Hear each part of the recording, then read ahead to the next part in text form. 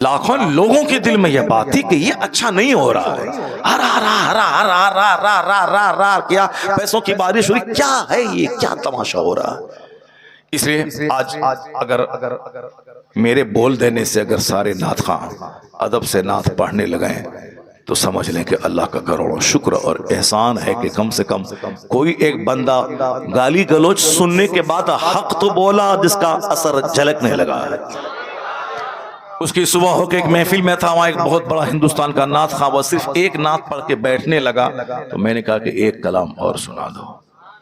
کل رات دہلی میں تھا، وہاں بھی وہ ایسا نعت خواں تھا جو نعت خواں بہت مشہور ہے جھوانے میں، وہ بھی ادب کے ساتھ بیٹھ کے نعت پڑھ رہا تھا۔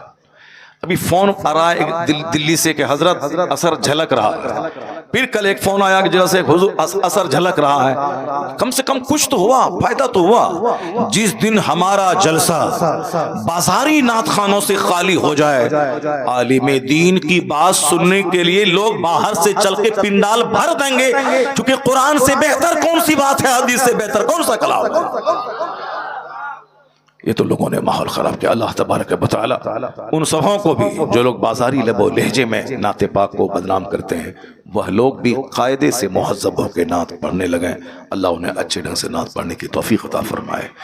چاہے ہزار اچھی نعت ہو، مگر نعت صرف 5 سے لے کے 10 منٹ بس، اس کے بعد تقریر، پھر ایک نعت، پھر تقریر، پھر ایک نعت، جیسے پہلے ہوتا تھا بزرگان دین کے زمانے میں ہوتا تھا۔ یہ تو اب چلا ہے کہ نہیں، ہم ایک ہی بار پڑھیں گے، چاہے 1 گھنٹہ پڑھوا لو، چاہے 2 گھنٹہ پڑھوا لو، ایک ہی بار پڑھیں گے۔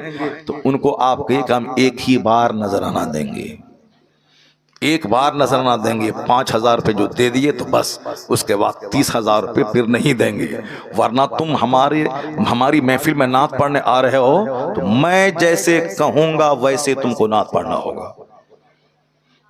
پیسہ میں نے دیا ہے تم کو، اور پیسہ دیا ہے تو اب جیسے میں کہوں گا ویسے کرنا ہوگا۔ ایک نعت پڑھو، بیٹھ کے تقریر سنو، پھر ایک تقریر کے بعد بیٹھو نعت سنو، پھر اس کے بعد نعت پڑھو، پھر تقریر سنو، پھر بیٹھو، پھر نعت پڑھو، صلاۃ و سلام پڑھے گا، دعا میں شریک ہوگا، پھر اس کے بعد یہاں سے جائے گا، اس کے بعد جو تمہاری اجرت ہے، جو مزدوری ہے، وہ تم کو دی جائے گی اور جاؤ۔ یہ ہونا چاہیے، ایسا نہیں کہ اپنی بات چلانے کے لیے کہ وہ جو اس دن تماشا ہوا، میں نے کہا تھا کہ ان کی نعت لاسٹ میں پڑھنا، پہلے تقریر کروا لو، مجمع ہے بڑا، دن کا پیغام پہنچوا دو۔ وہ بولا نہیں ہم ایک ہی بار پڑھیں گے، چاہے پہلے پڑھیں کہ بعد میں پڑھیں، 1-2 بار نہیں پڑھیں گے، ایک ہی بار پڑھیں گے۔ تو ان کی بات مان لیا، میری بات نہیں مانی، جلسہ والا ان کی بات مان لیا۔ میں نے کہا تھا تقریر پہلے کرواؤ، میری بات نہیں مانی، انہوں نے کہا ان کی بات مان لی۔ ظاہر سی بات ہے، نیت جہاں خراب ہوگی تو برکتیں کہاں سے ظاہر ہوں گی۔ عالم دین کو سمان دینا ہوگا، دینی گفتگو کو عزت دینی ہوگی۔ اب ذرا غور سے سنیے میری بات جو میں کہہ رہا ہوں۔ میں کہہ رہا ہوں کہ صاحب ہمارے یہاں شادی کے بعد ایک غلط ٹرینڈ ہے کہ اب پڑھائی بند، اب صرف کھانا بنانا، بچہ پیدا کرنا، گھاڑو لگانا، اس کے بعد سب مطالعہ، سب نماز وغیرہ سب بند، جبکہ مرتے دم تک بندہ کو علم حاصل کرتے رہنا چاہیے۔ آیا ہے اطلبوا العلم من المہد الی اللحد، obtain knowledge from the cradle to the grave، ماں کی گود سے لے کے قبر کی گود تک علم حاصل کرتے رہو، اور ہر دن نئی نئی چیز سیکھتے رہو یہاں تک کہ موت آ جائے۔ ایک بہت بڑا اسکالر انگریز کا، وہ ہوائی جہاز سے سفر کر رہا تھا، جب جہاز ڈوبنے لگا تو ہندوستان کا ایک اسکالر ان کے بارے میں پڑھ چکا تھا کہ بہت بڑا پڑھا لکھا آدمی ہے، وہ بھی اسی جہاز سے سفر کر رہا ہے۔ تو اس جہاز میں جب ہر طرف ہنگامہ بپا تھا، آہو فغاں گریو ساری، چونکہ جہاز ڈوبنے والا، سب لوگ مر جائیں گے۔ یہ ہندوستان کا اسکالر دیکھیں کہ وہ اتنا بڑا تھنکر ہے، فلاسفر ہے، وہ اسی جہاز سے سفر کر، دیکھیں ان کا کیا حال ہے اس ٹائم میں۔ سارے لوگ تو رو رہے ہیں، پیٹ رہے ہیں کہ میں مر جاؤں گا۔ دیکھیں اس بڑے فلاسفر جن کی ایک ایک بات میں زندگی ملتی ہے، جن کا ایک ایک سینٹینس ویٹی وزندار ہوتا ہے، پریشش قیمتی ہوتا ہے، ذرا ان سے پوچھیں، دیکھیں ان کا کیا سچویشن ہے اس موت جب سامنے ناچ رہی ہے، کشتی ڈوبنے والا ہے۔ وہ جب گیا اس کے کمرے میں، ہوائی جہاز، پانی والے جہاز میں، دیکھا کہ وہ کتاب کی اسٹڈی میں لگا ہوا ہے۔ کیا بات ہے، کتاب پڑھ رہا.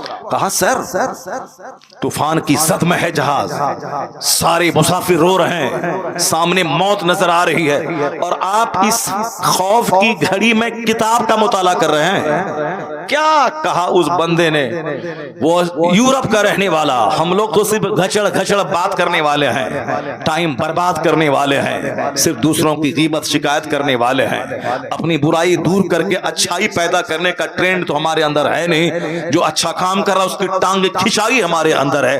وہ یورپ کا دانشور کیا کہہ رہا ہے, اسی لیے تو میں کتاب پڑھ رہا ہوں. اب جہاز ڈوبنے والا ہے, ہم لوگ مرنے والے ہیں, کم سے کم مرنے سے پہلے علم تو حاصل کر رہے ہیں.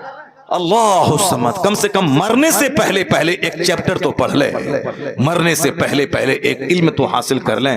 اسی لیے تو پڑھ رہا ہوں. حالانکہ جہاز ڈوبا نہیں, بالکل الٹ پلٹ کر کے طوفان کی زد میں آ کر کے بس کنارہ مل گیا اور جہاز بچ گیا. اگر نہیں بچتا, مر جاتا, تو یہ بات ہم کو کیسے معلوم ہوتی؟ چونکہ جو اس جہاز پہ سوار تھا اس نے جہاز سے بچنے کے بعد تب اسٹیٹمنٹ دیا. یہ دیکھیں اسٹڈی کرنے والے لوگ کیسے کیسے ہوتے ہیں, موت کے وقت میں بھی مطالعہ کرتے ہیں. اور یہاں شادی ہوئی پڑھائی بند, شادی ہوئی دعائے قنوت تک یاد نہیں. شادی کے بعد جو گاؤں دیہات کے مکتب میں پڑھانے والے مولی صاحب سے, منشی جی سے جو پڑھا تھا, الم تر کیف فعل ربک باصحاب الفیل الم یجعل کیدہم فی تضلیل وارسلہم ترا بابیل, جو مکتب کے منشی سے پڑھا تھا اسی طرح کی ہماری بیٹیاں مرتے دم تک پڑھتے رہتی, ہمارے بچے مرتے دم تک اسی طرح پڑھتے رہتے ہیں. یہ نہیں کہ اب زندگی بچی ہے, شادی کے بعد کم سے کم وقت ہے تو چلو ٹیوشن پڑھ کر کے اچھے قاری سے کم قرآن پاک کی 20 سورتیں, جو تراویح کی نماز میں جب میں تنہا پڑھوں تو کم سے کم 20 سورتیں, کم سے کم 10 ہی صحیح الم تر کیف سے لے کے قل اعوذ برب الناس تک ٹھیک سے پڑھ لیں, تاکہ نماز صحیح ہو جائے. اس کو تراویح میں بھی پڑھیں ڈبل کر کے, اور 5 نمازیں اسی 10 سورتوں سے پڑھیں. کم سے کم اتنا تو کر لینا چاہیے. نہیں, بوڑھے ہو گئے, قرآن پاک قاعدے سے پڑھ نہیں پا رہے ہیں. ذرا دیکھیں, وہ ہندو کی بیٹی شادی جوان ہو چکی تھی, شادی ہو گئی, شادی کے بعد اپنے شوہر سے کہا, شوہر سے بولی کہ میں اسٹڈی جاری رکھوں گی, آپ کی خدمت میں کوئی کمی نہیں ہوگی, میں آپ کی وائف ہوں, میں ٹائم نکال کے میں اسٹڈی کروں گی. تو شوہر نے کہا ہاں ٹھیک ہے اسٹڈی کرو. اس قدر ڈیپلی پڑھائی کری کہ پورا ہندوستان اخبار میں آیا تھا, سارا میرا شہر خوشی منا رہا تھا. ہندو تو خوشی منا ہی رہے تھے, مسلمان بھی اس کی محنتوں کی داد دے رہے تھے کہ شادی ہونے کے بعد, ایک بچہ ہونے کے بعد بھی پڑھائی جاری رکھی. وہ بلاک ڈیولپمنٹ آفیسر بھی بن گئی, BDO بلاک ڈیولپمنٹ آفیسر بن گئی وہ. اور ہماری بیٹی الم تر کیف بھی نہیں پڑھ پائی, درود تاج بھی نہیں پڑھ پائی, درود ابراہیمی بھی قاعدے سے یاد نہیں ہے. اگر درود ابراہیمی پڑھو تو کوئی بچہ نہیں پڑھ پائے گا, وہ بھولے گا, سر کھجلائے گا. اللہم صلی علی محمد پر کہیں بارکتا بولے گا, کہیں وہ کچھ بولے گا. قاعدے سے نہیں پڑھ پاتا ہے, وہ پڑھ ہی نہیں پاتا ہے, چونکہ مزاج ہی نہیں, بس کھانا پینا مر جانا ہے. حدیث میں آیا ہے اس بندے پہ نحوست طاری ہے, اس پہ لعنت ہے. کون؟ جو دن گدھے کی طرح گزارتا ہو اور رات مردار کی طرح گزارتا ہو. گدھے کی طرف مطلب دھوبی کے گھر سے کپڑا ڈھونا گھاٹ تک, گھاٹ سے دھوبی کے گھر تک, گدھے کی طرح صاحب اینٹ ڈھونا, چکی پیسنا. وہ گدھا جو محنتیں کرتا اس کو معلوم نہیں کہ میری پیٹھ پر کتاب ہے کہ لکڑیاں ہے. وہ گدھے کی طرح محنت کرنا, رات مردار کی طرح سو جانا. جو دن بھر کھیت کھلیان, دکان, مارکیٹ, بازار, یہ سامان وہ سامان, یہ آرڈر وہ آرڈر وہ سپلائی, یعنی کبھی خیال تک نہ آیا کہ مجھے اگر کل مر گیا تو میرے پاس کیا ہوگا.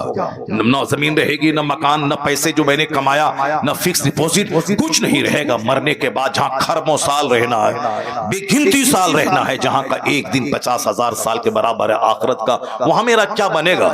عقل مند وہ ہے جو فیکٹری بھی چلائے گا, جنت جانے کی تیاری بھی کرے گا, فجر بھی پڑھے گا, 8 گھنٹے کام کرے گا, پھر ٹائم نکال کے ظہر پڑھے گا, ظہر پڑھے گا, پھر 4 گھنٹے کام کرے گا, پھر عصر پڑھے گا, پھر 2 گھنٹہ کام کرے گا, پھر مغرب پڑھے گا. وہ جانے گا کہ 24 گھنٹے میں 8 گھنٹے تو میں سو گیا, 12 گھنٹے تو میں کام کیا, کم سے کم 2 گھنٹے تو نکال لوں, تاکہ اگر کل مر گیا کمپنی میرے پاس نہیں رہے گی مگر سجدہ تو میرے پاس رہے گا.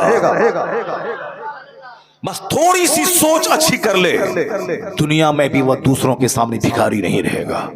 جو دنیا میں نہیں پڑھائی کرے گا وہ دوسروں کے سامنے ہاتھ پھیلائے گا, جو پڑھائی نہیں کرے گا, نوکری نہیں کرے گا, وہ دوسروں کے سامنے بھیک مانگے گا, جو قاعدے سے محنت کر کے کھیتی باڑی نہیں کرے گا وہ دوسروں کے سامنے بھیک مانگے گا, وہ مزدوری کرے گا, پنجاب دلی میں جا کے ریڑھی چلائے, ٹھیلی چلائے گا. آج بے شمار لاکھوں بچے مسلمانوں کے بہار اور بنگال کے جو دلی اور پنجاب میں جا کے ریڑھی اور ٹھیلا چلا رہے ہیں, یہ وہی بچے ہیں کہ اگر ان کا مزدور باپ اگر مزدوری کر کے اپنے بچوں کو پڑھا دیا ہوتا تو ان کا بیٹا ہیرو سائیکل میں ریڑھی نہیں چلاتا, ان کا بیٹا کم سے کم ٹیچر بن کے 1 لاکھ روپے مہینہ کماتا, وہ اپنے گھر اور سماج والوں کی عزت میں اضافہ کرتا. لیکن باپ بھی اتنا جاہل کہ وہ بھی مزدوری کرتا رہا اور 5 سال 6 سال کے بچوں سے بھی مزدوری کرواتا رہا. ایجوکیشن, دنیا کی تعلیم ضروری ہے دنیا میں خوشحال رہنے کے لیے, دنیا کی تعلیم ضروری ہے یہاں خوشحال ہونے کے لیے. بہت سارے زمیندار زمین بیچ بیچ کر مکان بناتے ہیں, زمین بیچ بیچ کر بلیٹ خریدتے ہیں, زمین بیچ بیچ کر اپنی بیٹی کی شادی کرواتے ہیں. کوئی بھی کام پڑا زمین بیچا, کوئی بیمار پڑا زمین بیچو, مکان بنانا ہے زمین بیچو, 5 سال کے بعد رنگ پینٹ کرنا ہے زمین بیچو. اب باپ کی زمین پائی تھی, اپنا تو نہ علم حاصل کیا, نہ ہنر سیکھا, نہ ٹھیک ڈھنگ سے کھیتی باڑی کر رہا ہے.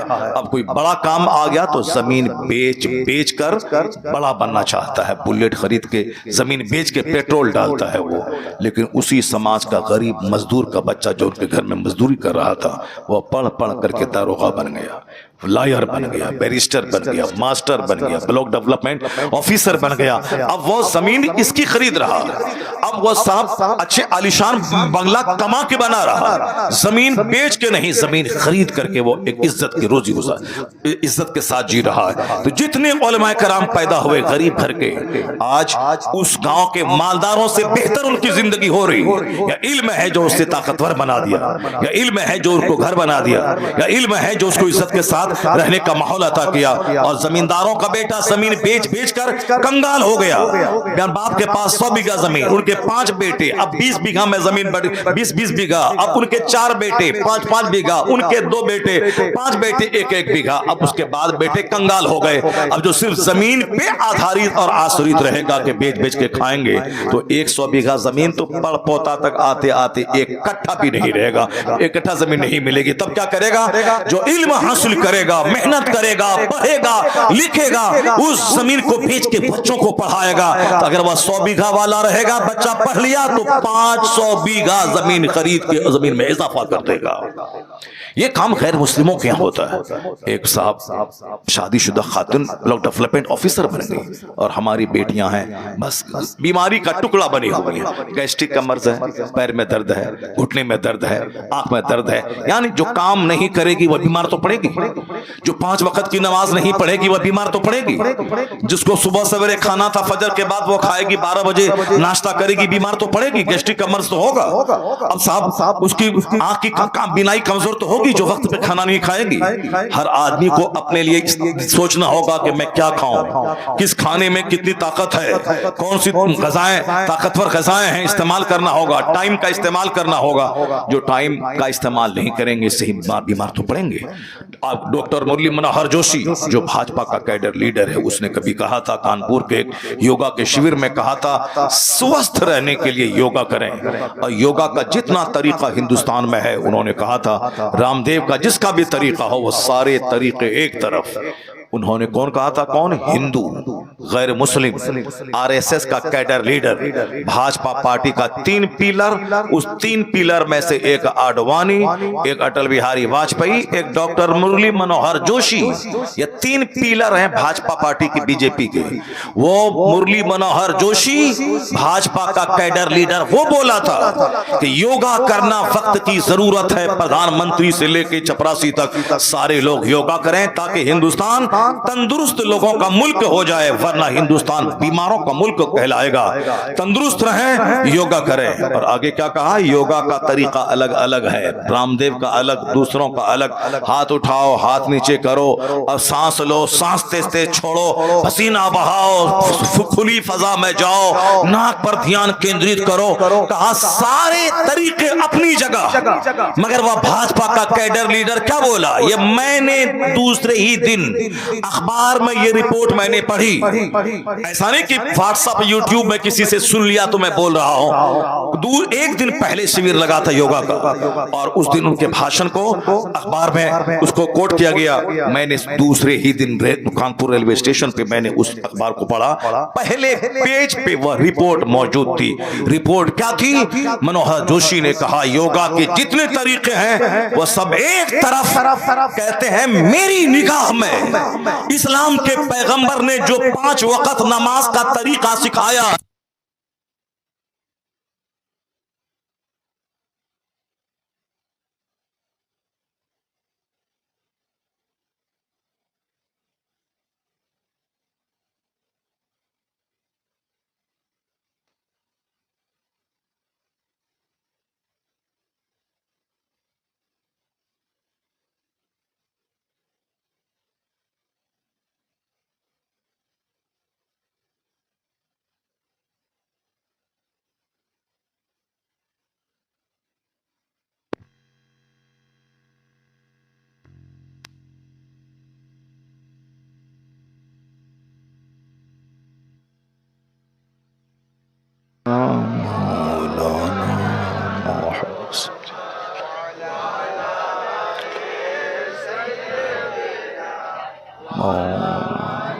صلی اللہ علیہ نبی المی وآلہ صلی اللہ علیہ وسلم. صلاۃ و سلام علیک یا رسول اللہ. ایک بار زور سے بولیں الصلاۃ والسلام علیک یا رسول اللہ وعلی آلک واصحابک یا نور اللہ. غور سے سنیں جو بات میں آپ سے کہہ رہا ہوں. بھاجپا کا کیڈر لیڈر کیا بولا؟ یوگا کے جتنے طریقے ہیں ایک طرف, مگر جب میں نماز کو دیکھتا ہوں تو مجھے کہنا پڑتا ہے کہ نماز سے بڑھ کر کوئی یوگا نہیں ہے. اور اسٹیٹمنٹ اس کا تھا کہ اسلام کے پیغمبر سے بڑھ کر کوئی طبیب نہیں ہے, کوئی ڈاکٹر نہیں ہے. سب سے مہان ڈاکٹر پیغمبر اعظم کہتے ہیں نماز. بندہ کھڑا رہتا ہے, پھر جھکتا ہے, پھر کھڑا ہوتا ہے, پھر سجدے کے لیے جاتا ہے, بیٹھ جاتا ہے, پھر جاتا ہے, پھر بندہ کھڑا ہوتا ہے. کھڑا جب ہوتا ہے تو دھیان سجدے کی جگہ پہ کیندرت کرتا ہے. جب جھکتا ہے رکوع میں تو دھیان آنکھیں پاؤں پر کیندرت رہتی ہے. جب بیٹھتا ہے تو گود میں دھیان کیندرت رہتا ہے. کہتے ہیں سجدے میں آنکھ ناک پر دھیان کیندرت لوگ کرتے ہیں. وہ کہتے ہیں سلام کے ٹائم میں کاندھے پر.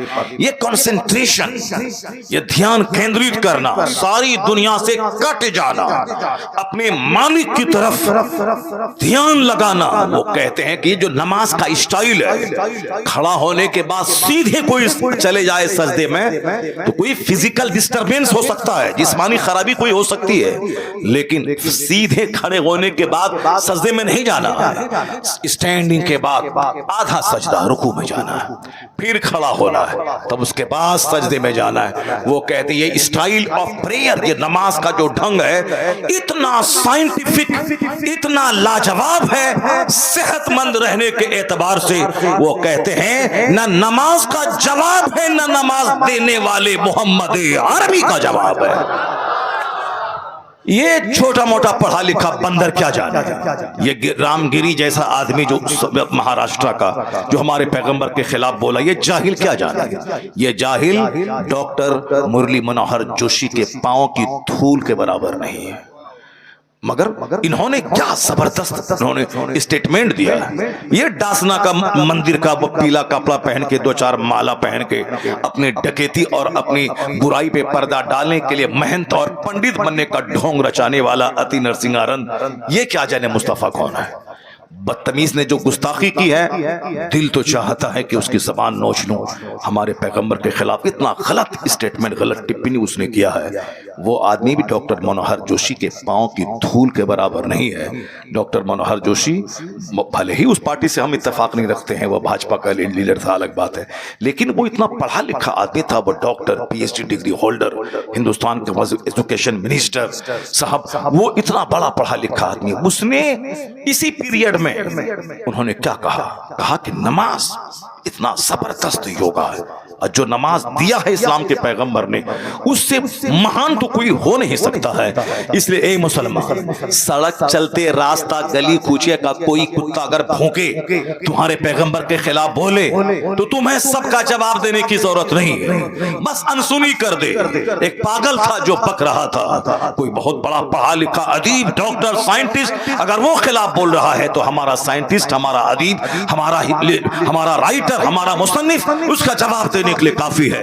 ہر چلتے پھرتے آدمی کا جواب دینے کے لیے پروٹیسٹ کرنا ضروری نہیں ہے. یہ تو گھنٹی بجا کے 2-4 پیسہ کمانے والا, اس کی کوئی اوقات نہیں میرے پیغمبر کے خلاف بولے. بس سمجھ لے کہ کوئی گلی کوچے کا کوئی مجنو ہے جو اس طرح کا بیان دے رہا ہے.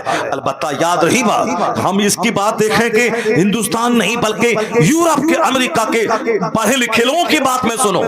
تم نے سنا ہوگا ڈاکٹر مائیکل ہارٹ جو امریکہ کا سب سے پڑھا لکھا آدمی, 1978 کی بات ہے یہ, آج سے 40 سال پہلے اس بندے نے ایک کتاب لکھی تھی, اس کا نام ہے The 100. وہ کتاب آج تک چھپ رہی ہے, ہندوستان کے تمام بک اسٹال پہ موجود ہے.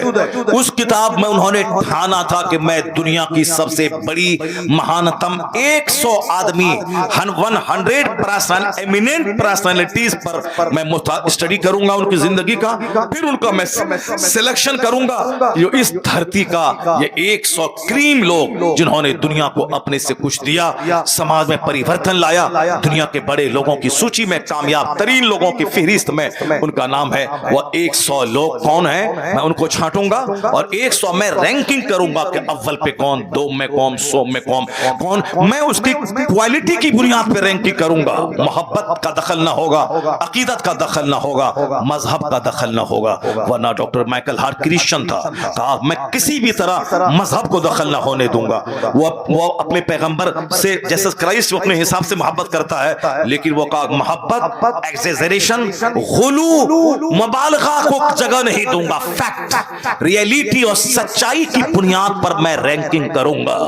انہوں نے جب 100 آدمی کا نام چھانٹا, دنیا کی اتہاس کو آنکھ کی پتلیوں میں سمیٹ لیا, سنسار کی ہسٹری کو آنکھ کی پتلیوں میں سمیٹ لیا. اپنے ہم تو مالدہ کی ہسٹری نہیں جان سکتے, بنگال کی ہسٹری تو بہت دور کی بات, بنگال کی ہسٹری نہیں سمجھ سکتے. ہندوستان کی اتہاس تو بہت بڑی بات, ہندوستان کی ہسٹری تو بہت دور کی بات, بہت بڑی بات ہے. ورلڈ ہسٹری کو ہم کیسے سمجھ سکے. لیکن جو کتاب کا رسیہ ہے, جو مطالعے کا شوقین ہے, جو آدمی کسی کام کو ٹھان لیتا ہے تو وہ کرتا ہے. ڈاکٹر مائیکل ہارٹ پڑھا لکھا آدمی ٹھان لیا, پورے ورلڈ ہسٹری کو کھنگال دیا. اس نے دنیا کے سب سے بڑے بڑے لوگوں کی سوچی تیار کی, جس سوچی میں نام تھا گوتم بدھ کا, مہاویر کا, گاندھی کا, چرچل کا, وہ جارج ڈاکٹر واشنگٹن کا, ابراہیم لنکن کا, ماؤ زیتونگ کا, مسولینی کا, ہٹلر کا. وہ مسلمان نہیں تھا, کرسچن تھا. اپنے حساب سے دنیا کے مہان لوگوں کی سوچی تیار کی, جس نے سب سے زیادہ دنیا پہ انفلوئنس اثر ڈالا ہو, جس کے فالوور کی تعداد سب سے زیادہ ہو, جن کے ریگولیشنز اور جن کے میسج میں اتنا دم ہو کہ صدیاں گزر جانے کے بعد بھی ان کے فالوور کی تعداد نہ گھٹی ہو, جس نے دنیا کا رخ بدل دیا ہو, لوگوں کی سوچ بدل دیا ہو, سب سے زیادہ جس نے لوگوں کے ہردے, لوگوں کے برین, لوگوں کے مائنڈ, لوگوں کے ہارٹ کو پربھاوت کیا ہو. اتنی زبردست پرسنالٹی کون ہے؟ وہ اس کام کو ٹھانا تو کر کے دکھلایا. 100 آدمی کو چھانٹا, سارے لوگ کہہ رہے تھے کہ یہ تو کرسچن ہے, ممکن ہے کہ جناب عیسیٰ کا نام اول نمبر پہ دے گا. کوئی کہتا تھا کہ یہ صاحب نیوٹن ہے, یہ سائنٹسٹ ہے, نیوٹن کا نام اول نمبر پہ دے گا. کوئی کہتا تھا یہ امریکہ کا رہنے والا ہے, ابراہیم لنکن کا نام پہلے نمبر پہ دے گا. چونکہ ڈاکٹر مائیکل ہارٹ خود سائنٹسٹ تھا, خود بہت بڑا ایڈوکیٹ تھا, بہت بڑا پڑھا لکھا آدمی تھا. لوگ اپنے اپنے حساب سے رائے کا اظہار کر رہے تھے کہ ایسا ہوگا ویسا ہوگا. لیکن جب کتاب چھپ کے پریس سے باہر آئی, The 100 نامی کتاب, اس کتاب کا نام ہی ہے The 100, 100, sub language, sub in every languages, تمام زبانوں میں اس کا ترجمہ ہو چکا ہے. آج بھی وہ کتاب بک اسٹال پہ ملتی ہے. The 100 نامی کتاب جب پریس سے چھپ کے باہر آئی, دنیا کے سارے لوگ دنگ رہ گئے کہ کامیاب ترین لوگوں کی سوچی میں پہلا نام نہ نیوٹن کا تھا, نہ جیسس کرائسٹ کا تھا, نہ ابراہیم لنکن کا تھا. پہلا نام محمد عربی علیہ السلام کا تھا. پہلا نام.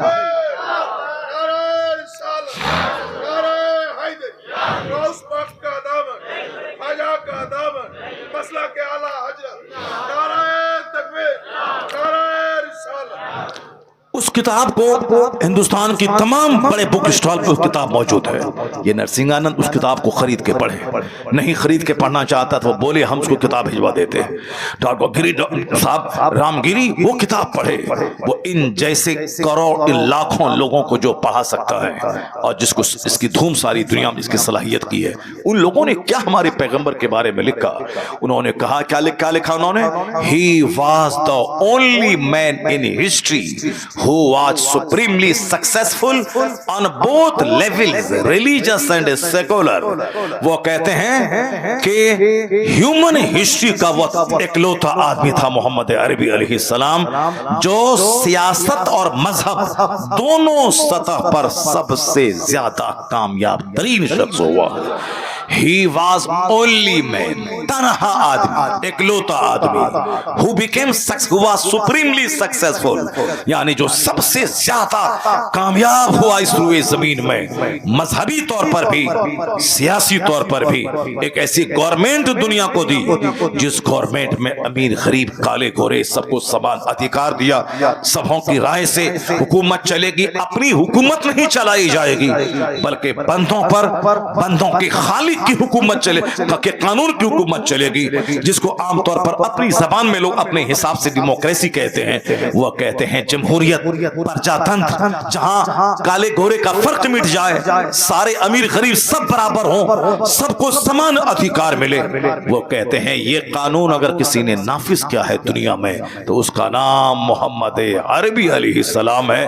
وہ اکلوتا آدمی ہے جو سائنٹیفک, جو سائنس, جو مذہبی طور پر اور سیاسی طور پر کامیاب ہوئے ہیں. یہ اس نے کہا. اور معلوم ہے ہندوستان کے ایک ہندو لیڈر ڈاکٹر سروجنی نائیڈو وہ کیا کہتی ہے؟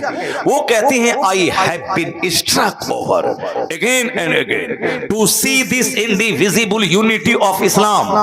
When the azan is sounded, the worshippers are gathered, the peasant and the king stand side by side together. The best embodiment of democracy can be seen 5 times a day in the mosque. کیا بات کہہ کے رکھ دیا اس نے. وہ ہندو ہے, بہت پڑھی لکھی خاتون ہے, وہ بہت بڑی شاعرہ اور بہت بڑی پولیٹیکل لیڈر, جو بھی جان پولیٹکس سے تعلق رکھتا ہے وہ سب ان کا نام جانتے ہیں, ڈاکٹر سروجنی نائیڈو. وہ لکھتی ہیں کہ میں جب مسلمانوں کی مسجدوں پہ نظر دوڑاتی ہوں میں حیرت میں پڑ جاتی ہوں کہ ہر جگہ ڈیموکریسی, پرجاتنتر کا ڈھنڈورا پیٹا جا رہا ہے. امیر غریب کالے گورے سب برابر. وہ ہے کہاں دنیا میں؟ یہ 5 وقت مسلمانوں کی مسجدوں میں دیکھنے کو مل جاتا ہے. 5 وقت مسلمانوں کی مسجدوں میں دیکھنے کو مل جاتا ہے. وہ کیا کہتی ہیں؟ when the azan is sounded, تب اذان دی جاتی ہے. اذان کی بات آگے ایک بات میں بتا دوں, اذان کی آواز صرف مسلمان نہیں سنتے ہیں, غیر مسلم بھی سنتے ہیں. جب غیر مسلم دنیا دار سارے لوگ سنتے ہیں تو امام سے زیادہ اچھی آواز والا مؤذن ہونا چاہیے. اس لیے کہ جب وہ اذان 5 ٹائم پکارے تو ممکن ہے کہ بہت سارے غیر مسلم کا سینہ ہل جائے, وہ اذان سن کے کلمہ پڑھ کے مسلمان ہو جائے. میرے محلے کی مسجد میں مؤذن الگ ہے. محلے کا ایک بچہ 10th میں پڑھتا ہے, 10th میں یا 11th میں پڑھتا ہے. وہ بچہ کبھی کبھی اذان دیتا ہے. وہ 11ویں میں پڑھتا ہے, میٹرک پاس کر چکا ہے یا میٹرک کا ایگزام دینے والا. اذان جب دیتا ہے تو ہندوؤں کا گھر آس پاس میں ہے غیر مسلموں کا, ان کے گھرانے کی عورتیں بھی کام کاج چھوڑ کے اذان سننے لگتی ہیں اور وہ دوسروں سے کہتی ہیں. کیا کہتی ہیں؟ وہ کہتی ہیں کہ وہ بچہ بڑا اچھا اذان دیتا ہے. اور ایک مسلمان عورت تھی, وہ جب اذان بچہ دیتا تھا تو وہ رونے لگتی تھی. وہ ٹرانسفر ہوا اس کے شوہر کا, وہ شہر سے باہر چلی گئی اور وہاں سے ہر مہینے, کیونکہ وہ مؤذن نہیں ہوتا, اسکول میں پڑھتا ہے بچہ, اسکول میں پڑھاتا ہے لیکن اذان کبھی کبھی دیتا ہے, تو وہ وہاں سے ہر مہینے ان کے لیے 1000 یا 2000 روپے مہینہ وہ بھیجتی ہے کہ تمہاری اذان بڑی اچھی لگتی ہے, یہ پیسہ تمہارے لیے تحفہ کے طور پر ہے. تو اب ہمارا مؤذن کیسے اذان دیتا ہے؟ اللہ, وہ کیسے, جو پرانا سب مؤذن ہے نہ تلفظ ٹھیک ہے, ہاں. اب اپنے لوگوں کو بھی برا لگتا ہے, غیر مسلموں کو بھی برا لگتا ہوگا. اب کمیٹی والا اس کو نکالتا نہیں, بولتا کیسے نکالیں, وہ تو 25 سال سے دے رہا ہے, 30 سال سے دے رہا ہے, 30 سال سے دے رہا ہے, تو اس کو ریٹائرمنٹ دے کر کے اس کو ٹاکا مہینہ دو اس کو تم, کہ تم 5000 ملتا تھا تو 2500 دیں گے, تم اپنا گھر میں رہو, بوڑھا ہو گئے, ریٹائر کر گئے, اب رہو. اسکول میں تو 60 سال کے بعد ٹیچر ریٹائر کر جاتا ہے, تم جب 30 سال سے اذان دے رہا ہے تو اب تو کم سے کم آرام کرو, ٹھیک سے آرام کرو, یہ پیسہ لے لو 2000. اب اذان دے گا وہ جس کی آواز سن کے کافروں کا بھی سینہ ہل جائے. اس پر کوئی توجہ نہیں دیتا ہے. اب وہ پولیٹکس ہوتی ہے. اب ہم کہتے ہیں کہ صاحب مؤذن زبردست اذان والا ہو تاکہ بے نمازی کو نماز پڑھنے کے لیے مسجد کی طرف چلا جائے. ہم لوگ بچپن سے نماز سن رہے ہیں, نماز اذان سن رہے ہیں, 54 سال عمر ہو گئی ہماری, 4 سال مائنس کر دے 50 سال, سب بات معلوم ہے. لیکن آج بھی آواز اچھی اگر کسی کی ہے, اذان دیتا ہے تو آج بھی پلکیں بھیگ جاتی ہیں, آج بھی آدمی سکتے میں پڑ جاتا ہے. تو اذان ایک ریپریزنٹ, ایک مظاہرہ ہے, ایک ایگزیبیشن ہے ہماری صلاحیتوں کا, ہماری دینداری کا, اور اس کو سب سنتا ہے. اس لیے مؤذن کسی صورت میں کمزور نہیں ہونا چاہیے. زبردست مقابلہ, کمپٹیشن ہو, 50 مؤذن کو بلایا جائے, جس کی آواز سب سے زیادہ خوبصورت ہو, اچھی تنخواہ دے کر کے اس کو مؤذن مقرر کرے. میں کہوں گا کہ اس کی اذان اسلام کی طرف بلانے میں امپورٹنٹ رول ادا کرے گی اس کی اذان. اب سروجنی نائیڈو کیا کہتی ہیں, ذرا غور سے سنیے. وہ کہتی ہیں I have been struck again and again to see this indivisible unity of Islam. میں اسلام کی جو یونٹی, اتحاد کا جو مظاہرہ ہے, میں اس کو دیکھ کر حیرت میں پڑ جاتی ہوں. جب میں مسلمانوں کی مسجدوں کو دیکھتی ہوں, اذان ہوتی ہے, نمازی جمع ہوتے ہیں, the peasant and the king, کسان اور بادشاہ, ہل جوتنے والا فارمر اس کو پیزنٹ کہتے ہیں, کنگ بادشاہ راجا. اب وہ ہندو خاتون غیر مسلم لیڈر وہ کیا کہتی ہیں کہ اذان ہوتی ہے, نمازی جمع ہوتے ہیں, تو کہتی ہیں وہ کہ بادشاہ اور کسان یہ دونوں ایک صف میں کھڑے ہو جاتے ہیں. بادشاہ اور فارمر, غلام اور آقا ایک صف میں کھڑے ہوتے ہیں. کالے گورے کا فرق مٹ جاتا ہے, امیر غریب کا فرق مٹ جاتا ہے. بادشاہ کے بازو میں کوئی ہل جوتنے والا کسان کھڑا ہو, کوئی برا نہیں مانا جاتا ہے. مالک کے بازو میں نوکر کھڑا ہو جائے, کوئی اس کو ہٹا نہیں سکتا ہے. وہ کہتی ہیں کہ the best embodiment of democracy, پرجاتنتر کیا ہے؟ Democracy is the government of the people, for the people, by the people.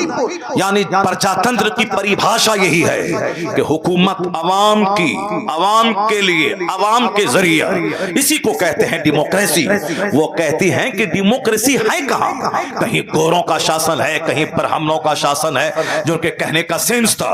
Hindustan میں بھلے ہی ڈیموکریسی ہے, لیکن آزادی کے بعد سے لے کے پورے 75 سال تک میں ستا کس کے ہاتھ میں ہے سب کو معلوم ہے. افریقہ میں, امریکہ گوروں کا ملک ہے, کہنے کی بات ہے کہ وائٹ اینڈ بلیک سیم ہے, ڈیموکریسی ہے, لیکن ستا کس کے ہاتھ میں ہے وہ ساری دنیا جانتی ہے.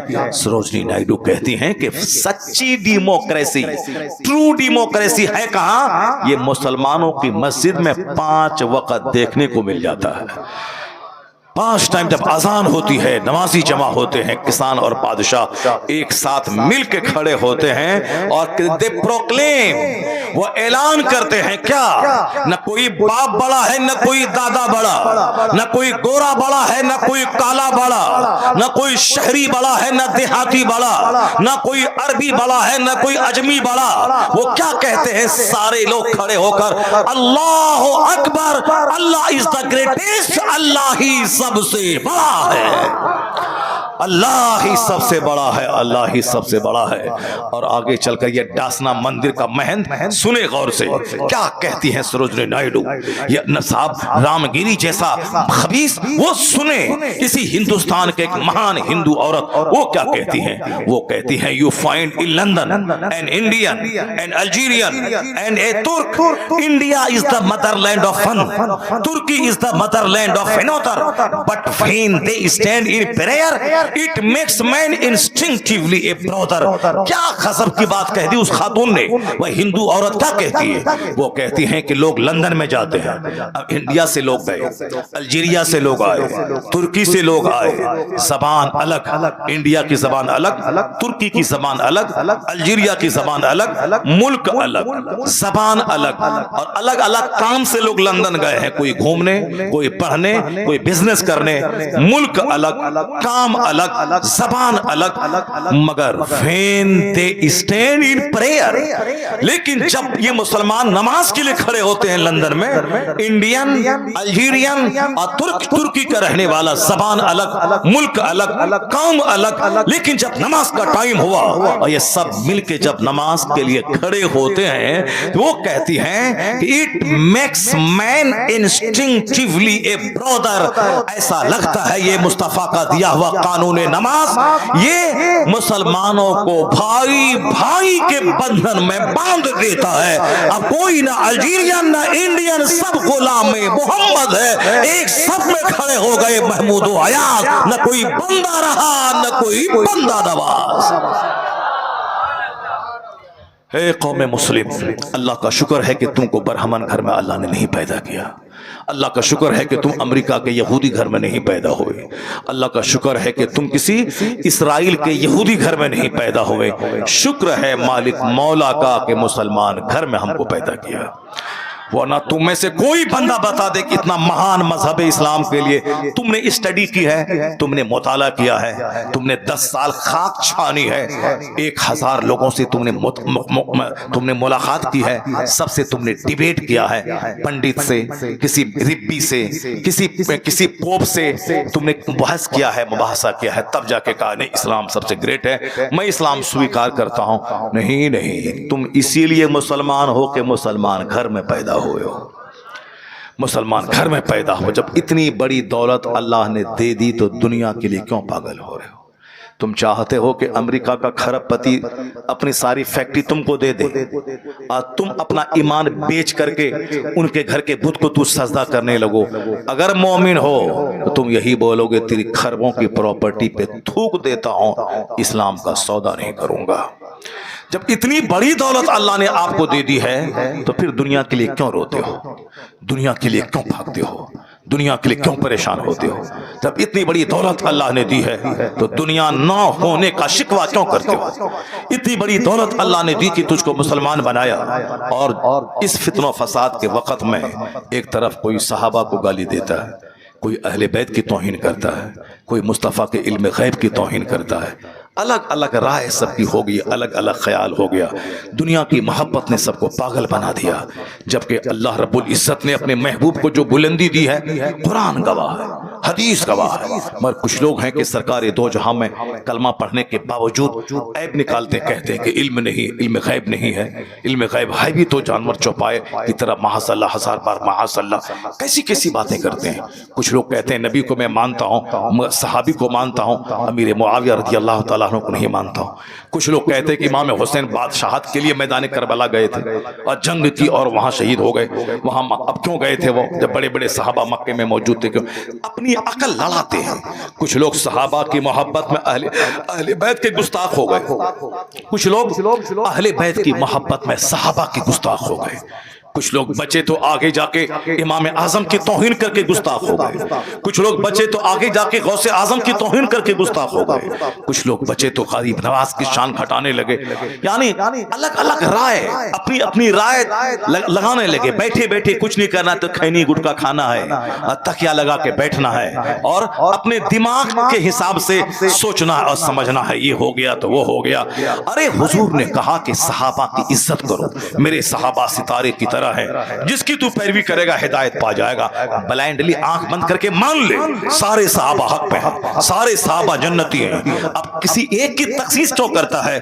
امیر معاویہ رضی اللہ تعالیٰ عنہ کے خلاف زبان کیوں کھولتا ہے؟ اب انہوں نے مصطفیٰ کے صحابی اللہ نے بخش دیا, مصطفیٰ نے کہا کہ وہ ہدایت یافتہ ہیں, وہ نور ہیں, ستارے کی مانند ہیں. تو مان لینے اپنی عقل کو وہاں مت لڑا, لیکن عقل لڑا کے کوئی نبی کی توہین کر کے کافر ہو گیا, کوئی صحابہ کی توہین کر کے راستے سے بھٹک گیا, کوئی اہل بیت کو گالی دے کے راستے سے بھٹک گیا, کوئی امام اعظم کی توہین کر کے بھٹک رہا ہے.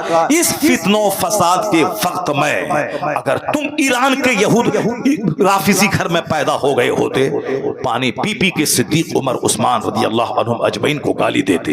اللہ کا شکر ہے رافضی گھر میں نہیں, سنی گھر میں اللہ نے پیدا کیا. تم نے ریسرچ نہیں کیا کہ وہابیت ٹھیک ہے, سنیت ٹھیک ہے, کہ قادیانیت ٹھیک ہے. کون جو بہت سارے لوگ کہتے ہیں قادیانی کافر ہے, وہ مطالعہ ہی نہیں کیا, بس مولانا صاحب کہتے ہیں تو وہ بھی کہہ رہا ہے, اعلیٰ حضرت نے کہا تو وہ کہہ رہے.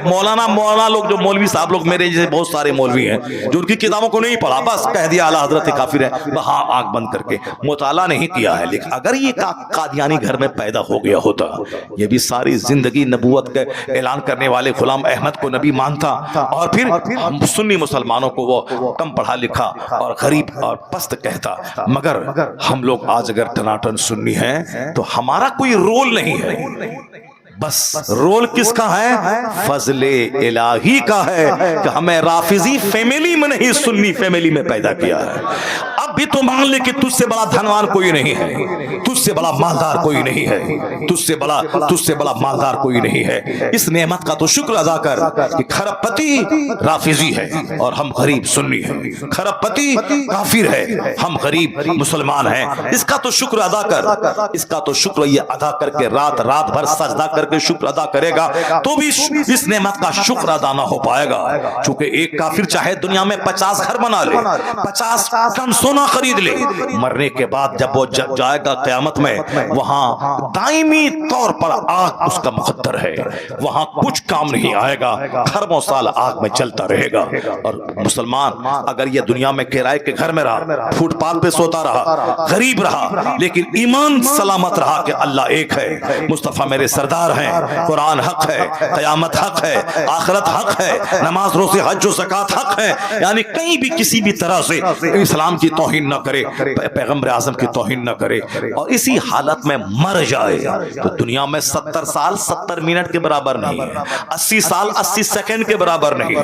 جتنے لوگ یہاں بیٹھے ہیں پیدا ہوئے پرسوں, کل جوان ہوئے, آج بوڑھے ہو گئے, ہمارا یہ 55 سال کیسا لگ رہا ہے؟ ایسا لگتا ہے جیسے پرسوں پیدا ہوئے, کل پڑھے لکھے, اور آج داڑھی کے بال سفید ہو گئے. وقت گزرنے میں دیر لگتا ہے, the time flies, یہ وقت اڑ رہا ہے. ابھی عید کی نماز ہم لوگوں نے پڑھی, اب آنے والے عید کی تیاری شروع ہے, 2 مہینے کے بعد رمضان ہے. اب ہم لوگوں نے پروگرام لکھا, جب اب آگے دسمبر جنوری فروری کے لاسٹ 26 تاریخ تک پروگرام بک ہے. اب 1 مارچ سے رمضان شروع ہے. اب مدینہ جانے کی تیاری کیجئے, رمضان میں صاحب حافظوں سے بات کیجئے. اب ختم ہو گیا, ابھی عید کی نماز سے فارغ ہوئے ہیں, ابھی عید آ رہی. قیامت کی نشانی ہے کہ وقت بڑی تیزی سے گزرے گا, سال 1 مہینے کی طرح لگے گا, مہینہ ہفتے کے برابر لگے گا, ہفتہ 1 دن کے برابر لگے گا, اور 1 دن جیسے کوئی آگ چنگاری بھڑکی اور بجھ گئی, ابھی صبح ابھی شام. یہ قیامت کی نشانی ہے کہ وقت بڑی تیزی سے گزرے گا. یہ نشانی آ گئی ہے, کب مر جائیں گے کہنا مشکل ہے. اب اللہ رب العزت کا شکر ادا کرے کہ یہ دنیا میں غریب رہیں, محتاج رہیں. اگرچہ محتاج رہنے اسلام پیغام نہیں دیتا, زکات کا قانون ہے کہ کماؤ 1 لاکھ, سال میں 2500 اللہ کی راہ میں اپنے غریب بھائی کو دے دے. کماؤ 1 کروڑ, مال تیرا پاک رہے گا, تم صرف 2.5 لاکھ, 100 لاکھ تیرا, 100 لاکھ میں 98,50,000 تیرا, اور 2.5 لاکھ تیری غریب بہن, تیرے غریب بھائی, تیرے غریب پڑوسی, تیرے غریب رشتہ دار. اللہ رب العزت کے نام پہ زکات قانون پر عمل کرتے ہوئے اپنے غریب بھائی بہن کو دے دے. مال بھی بڑھے گا, وہاں جنت بھی ملے گی. تم دے, 1 کروڑ دیا ہے تو 2.5 لاکھ نکال اس اللہ کی خاطر, اللہ کا حکم مانتے ہوئے اپنے غریب بھائی کو دے دے. تیرا غریب بھائی کھائے گا, مال بھی بڑھے گا, ثواب بھی ملے گا. دولت کمانا اگر حرام ہوتا تو یہ قانون زکات نازل نہیں ہوتا, یہ نہیں ہوتا. پتا چلا 1 کروڑ کمانا جائز ہے, 2.5 لاکھ نکال, تیرا مال پاک ہے. تو ہم 1 ارب کما لے, 1 ارب کمال, 2.5 کروڑ نکال, تیرا مال پاک ہو جائے گا. 40واں حصہ زکات میں نکال. یہ قانون زکات بتاتا ہے کہ مال کماؤ نماز کے ساتھ، مال کماؤ سچائی کے ساتھ، مال کماؤ تلاوت کے ساتھ، مال کماؤ اصول پر عمل کرتے ہوئے۔ بے شمار لوگ ہیں نماز پابندی تہجد اشراق چاستہ پڑھتے ہیں اور بزنس کرتے ہیں، بے شمار لوگ ہیں جھوٹ نہیں بولتے، گھروں میں کھیلتے ہیں، بے شمار لوگ ہیں صاحب دولتوں کے انبار پہ 105 منزلہ فلیٹ میں رہتے ہیں اور کوئی نماز نہیں چھوڑتے ہیں۔ اللہ نے دولت دی ہے، کڑاکے کی سردی میں گیزر آن کیا، گرم پانی سے نہایا، فجر کی نماز پڑھنے چلا گیا۔ اللہ نے پیسہ دیا ہے، گھر میں اے سی لگائی اور چلچلاتی گرمی میں ظہر کی نماز اے سی چلا کے آرام سے مسجد میں پڑھ رہا ہے۔ اللہ نے جب مال دیے ہے لگاؤ مسجد میں اے سی، اللہ نے مال دیا ہے لگاؤ گھر میں اے سی، اللہ نے مال دیا ہے لگاؤ اپنے باتھ روم میں گیزر، تاکہ کوئی فجر قضا نہ ہونے پائے، کوئی ظہر قضا نہ ہونے پائے۔ جاڑے کے موسم میں گرمی کا مزہ لے، گرمی کے موسم میں ٹھنڈے پانی کا مزہ لے۔ اگر پیسہ نہیں رہے گا تو گیزر کہاں سے خریدے گا؟ پیسہ نہیں رہے گا تو اے سی کہاں سے لگائے گا؟ پیسہ نہیں رہے گا تو اپنے گھر میں ہیٹر کہاں سے لگائے گا؟ اس لیے مال کما، زکات نکال، نماز پنجگانہ پڑھ، یہاں بھی آرام سے رہ، اور جب مرے گا تو مصطفیٰ کی جنت میں آرام سے چلا جائے گا۔ اور اگر دنیا میں نہیں پڑھے گا، نہیں لکھے گا، نہیں محنت کرے گا، نہیں مشقت کرے گا، بھاگ دوڑ نہیں کرے گا، تو دوسروں کے سامنے ہاتھ پھیلا کے بھکاری رہے گا، سب ڈھکے گا، پاؤں کھلے گا، پاؤں کھلے گا، سر ڈھکے گا، مکان بنائے گا تو پلاسٹر نہیں کر پائے گا، پلاسٹر کرے گا تو بینک کا قرضہ لے گا، اگر بینک کا قرضہ لیا تو گاڑی کیسے لے گا، اگر کھانا کھائے گا صبح تو شام کیسے کھائے گا، بچوں کو کیسے پڑھائے گا، رشتہ دار گھر میں شادی ہوگی تو قرضہ لے کر کے ان کو کپڑا لے کے ان کی شادی میں جائے گا۔ پیسہ نہیں رہے گا تو رشتہ دار کا تانا سنے گا، پیسہ نہیں رہے گا تو سماج میں غریبی کا تانا دے کے تجھ کو لوگ عزت کریں گے۔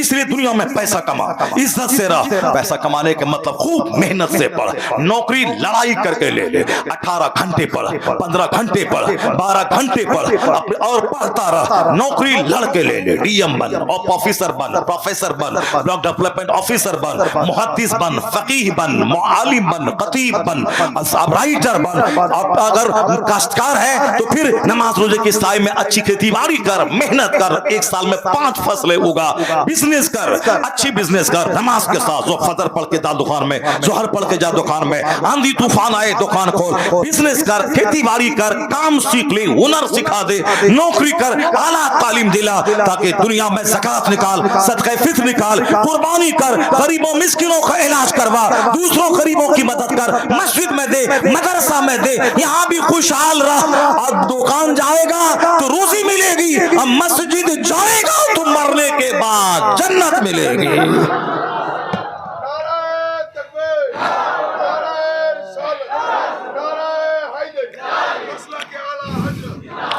جو صرف پیسہ کمایا، نماز نہیں پڑھا، روزہ نہیں رکھا، تو پھر دنیا ہی میں 70-80 سال سکھ کر لے گا اور مرنے کے بعد خربوں سال آگ میں جلنے کے لیے چلا جائے گا۔ اور جو صرف نماز پڑھے گا، روزہ رکھے گا، زکات دے گا، سوکھی روٹی کھائے گا، ایمان بچا کے مر جائے گا۔ چلو کم سے کم 70-80 سال دکھ کاٹا، کم سے کم اب خربوں سال جنت میں جا کے آرام کرے گا۔ لیکن اگر یہ بھی تھوڑی سی محنت کرے گا، مشقت کرے گا، بھاگ دوڑ کرے گا، نماز پڑھے گا، دنیا بھی یہاں بھی آرام سے رہے گا، مرنے کے بعد آرام سے رہے گا۔ یہ تھیوری ہماری نہیں ہے، یہ تھیوری ہمارے پروردگار کی ہے۔ وہ کیا تھیوری ہے؟ ربنا آتینا فی الدنیا حسنہ وفی الآخرۃ حسنہ وقنا عذاب النار۔ اب دعا کر، اللہ نے سکھایا ہے بندوں سے کہ تم دعا کرو کہ اے میرے رب، دنیا میں بھی بھلائی عطا فرما، آخرت میں بھی بھلائی عطا فرما، اور جہنم کی آگ سے ہمیں بچا دے۔ اس لیے اسلام نہیں کہتا تو فقیر بن جا، محتاج بن جا، مفلس بن جا، بھکاری بن جا، نہیں۔ اسلام کا قانون زکات ہمیں مالدار بننے کی تعلیم دیتا ہے، اسلام کا قانون صدقات فطر ہمیں مالدار بننے کی تعلیم دیتا ہے۔ صدقہ فطر اس پر واجب ہے جو صاحب نصاب ہو، زکات اس پر فرض ہے جو صاحب مال ہو، حج اس پر فرض ہے جو صاحب استطاعت ہو۔ پیسہ رہے گا 5 لاکھ تب نہ بندہ حج کو جائے گا، ورنہ حج پہ تڑپتا رہے گا، یا دوسروں کے سامنے सामने भीख मांगता रहेगा कि आप पैसा दीजिए हम मदीना जाएंगे, सेठ साहब पैसा दीजिए हम मदीना जाएंगे। मैं कहता हूं क्यों भीख मांग के मदीना जाता है? भीख मांगना खुद हराम है, हज के लिए सवाल करना ये भी हराम है। क्यों मांगता? हज फर्ज नहीं है तो हज की तमन्ना दिमाग में मत पाल।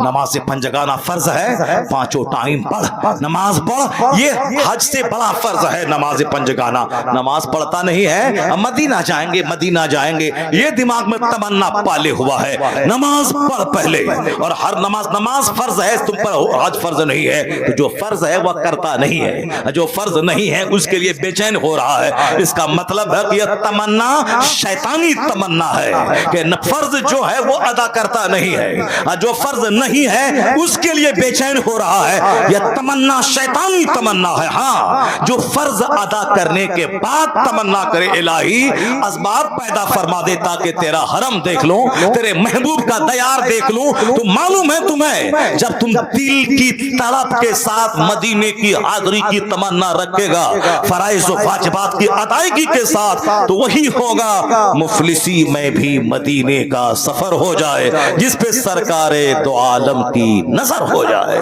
जब नजर होगी मुस्तफा की, वहां से इंतजाम होगा जहां से बंदा सोच नहीं पाएगा। और यहां बोलता है कि हम नात पढ़ते हैं, हमको नजर ना दीजिए, आपका पैसा मदीना में खर्चा करेंगे। ला हौल वला कुव्वता इल्ला बिल्लाह। क्या मांगता है यार? हज के लिए सवाल करना जब दुरुस्त नहीं है तो बोलता है कि पैसा दीजिए, आपका पैसा मदीने में खर्चा करेंगे। इस कदर गिर गए, ऐसे ज़मीर फरोशी वाला काम करने लगे। क्यों ऐसा करता है? मदीना जाना जाओ, ये बोलो कि अगर अल्लाह दुआ कीजिए कि मैं मदीना चला जाऊं, और मदीना चला गया तो हम आपके लिए दुआ करेंगे। ये कहना चाहिए कि न कि बोलता टाका दीजिए, आपका टाका मदीना में खर्चा करेंगे। जब सवाल करना ही हराम है तो क्यों सवाल कर रहा? आप टाका दीजिए, आपका टाका हम मदीने में खर्चा करें। यानी गुनाह करते करते आदमी ठेठ और दिलेर हो जाता है। हजरत मैंने आज ही एक कौल पढ़ा, एक बहुत बड़े बुजुर्ग का कौल आज मैंने पढ़ा है कि जो आदमी फराइज का सुन्नतों का तर्क करने वाला होता है, अरे चलो ये सुन्नत है छोड़ देते हैं, फर्ज अदा कर लेते हैं। जो सुन्नतों को छोड़ने का आदी होता है वो धीरे धीरे फर्ज भी छोड़ने लगता है, और जो फर्ज छोड़ता है वो धीरे धीरे शरीयत को हकीर समझने लगता है। नहीं, नमाज रोजा पढ़ना कोई जरूरी नहीं है, और जो शरीयत को हकीर समझता है वह धीरे धीरे कुफ्र की तरफ चला जाता है, धीरे धीरे कुफ्र की तरफ चला जाता है। जो नवाफिल का सुन्नतों का एहतमाम करता है वह फर्ज का एहतमाम कितना ज्यादा करेगा, और जो फर्ज पर अमल करेगा नमाज रोज़े हज और ज़कात पे, वह शरीयत को किस कदर अहमियत समझेगा। और जो इस्लाम में डूब के मोहब्बत करेगा वह कुफ्र की तरफ जाने में ऐसा ही समझेगा जैसे वह आग की तरफ बढ़ रहा हो। यह इस्लाम का मजा वो चख लेता है। उस चखने की एक सिफत यह है कि जिस तरह कोई ऐसा कुफ्र की तरफ जाने को ऐसा समझे जैसे वह आग में जा रहा हो, आग में जा रहा हो, समझ ले कि वह ज़ाक़ा तो अमल ईमान, वो ईमान का मजा चख लिया। जो मुसलमान होने के बाद कुफ्र की तरफ जाने को ऐसा समझता हो जैसे कोई बंदा आग में जा रहा हो। अल्लाह ने दौलत दी है, आप हज करें पहले, उसके बाद दूसरा काम अल्लाह ने माल दिया है, माल का अल्लाह की राह में खूब खर्च करें। अल्लाह इस्लाम का कानून लाजवाब है, कानून ज़कात, कानून हज, कानून रोजा, सब लाजवाब है इस्लाम का कानून। और जिसके पास नहीं है पैसा वो ज्यादा हाथ पैर मार के गुनाह ना करे, नहीं मेरे को अल्लाह ने गरीब बनाया है तो हम क्या करेंगे, नमाज भी नहीं पढ़ेंगे। अगर ऐसा हुआ तो दुनिया में भी जानवर की जिंदगी गुजारेगा, वो पैसे पैसे को तरसता रहा, मरने के बाद आग में गया, दोनों जहान की रुसवाई उसके हिस्से में आई। और सुन, जिस तरह मालदार कुर्बानी करता है, ज़कात देता है, हज करता है और उम्रा करता है, मस्जिदों में लाख 2 लाख देता है, अगर तेरे पास पैसा नहीं है तो सुन ले कि तू मालदार से ज्यादा धनवान है, खुश नसीब है। क्यों? तुझ पर ज़कात फर्ज नहीं है, ज़कात का हिसाब नहीं है, तुझ पर हज फर्ज नहीं है, हज का हिसाब नहीं है। ये मालदार को हिसाब देना होगा कि तुझ पर हज फर्ज हुआ था 25 साल पहले, अब 25 साल के बाद तुमने हज क्यों किया, ये सवाल उसको करना होगा। वो मालदार हिसाब देगा कि तुम्हारे पास माल 1 करोड़ तुम पर ज़कात फर्ज थी तो तुमने 1 लाख ही निकाला, क्यों? तुम्हारा गरीब भाई बीमार था, तुमने उसको नहीं दिया।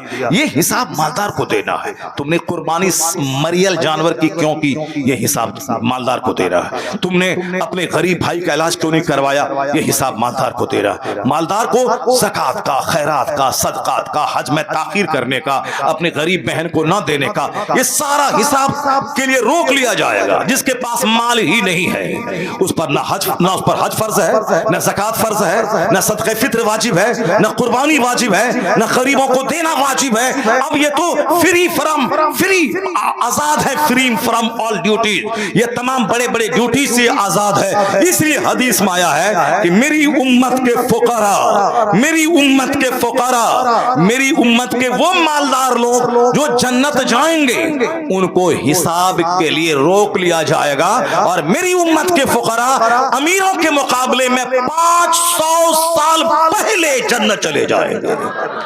اللہ عصمت دھنیہ ہے مسلمانوں کا وہ غریب جو نماز پڑھتا ہے، جو گناہوں سے بچتا ہے، زنا سے، شراب سے، سود سے، جوا سے بچتا ہے.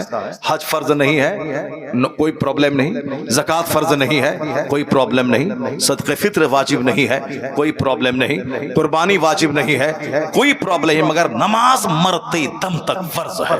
نہیں کھڑا ہو سکتا ہو تو بیٹھ کے، بیٹھ نہ سکتا ہو تو لیٹ کے، لیٹ کے نہ پڑھ سکتا ہو تو کے اشارے سے مرتے دم تک نماز معاف نہیں ہے. نماز پڑھنے میں پیسہ نہیں لگتا ہے. نماز پڑھنے میں حج کی طرح 40 دن جو سفر میں خرچ ہوتے وہ نہیں ہوتا ہے. بس فجر میں 10 منٹ، ظہر میں 15 منٹ، عصر میں 10 منٹ، مغرب میں 15 منٹ، عشاء میں 20 منٹ. بس یہی ٹائم پیٹ کے لیے 12 گھنٹے، جنت جانے کے لیے بمشکل تمام 1 گھنٹے. بس عقل مند ہے وہ جو دنیا میں بھی نماز کی پابندی کرے، کام کاج کرے، تاکہ یہاں بھی آرام سے رہے، مرنے کے بعد مصطفیٰ کی جنت میں پہنچ جائے. اسلام کسی پر بوجھ نہیں ڈالتا. غریب اگر ہے، دینداری ہے، تو وہ تو مالداروں سے زیادہ اچھا ہے. کہ مالدار حساب دے گا مال کہاں سے کمایا، کہاں خرچہ کیا، مکان میں کتنا، گاڑی میں کتنا، بیٹی کی شادی میں کتنا، اور کپڑا خریدنے میں کتنا، زمین خریدنے میں کتنا، شادی بیاہ میں کتنا، عید کے دن کپڑا میں کتنا. یہ سارا حساب مالدار دے گا. اور غریب نماز روزے کا حساب دیا، پٹ سے جنت چلا گیا. اس لیے مصطفیٰ کہتے ہیں میری امت کے غریب 500 سال پہلے امیروں سے جنت چلا جائے گا. اگر غریبی میں اگر نماز نہیں ہے اور نیکی نہیں ہے تو چوپٹ دی گریٹ ہے کہ دنیا میں بھی محتاج ہوگا، مرنے کے بعد بھی محتاج رہے گا. اگر مالداری میں تقوی پرہیزگاری اور نماز روزہ ہے، کیا کہنا. یہاں بھی خوشحال ہے، اچھا کھانا، اچھا کپڑا پہننا، اچھی گاڑی، اچھا گھر. مرنے کے بعد جنت الفردوس میں اللہ رب العزت سے یہ دعا مانگے، الہی ربنا آتینا فی الدنیا حسنہ وفی الآخرت حسنہ وقنا عذاب النار. اللہ تعالی ہم کو، آپ کو، سبوں کو دونوں جہان کی بھلائی عطا فرمائے، دونوں جہان کے لیے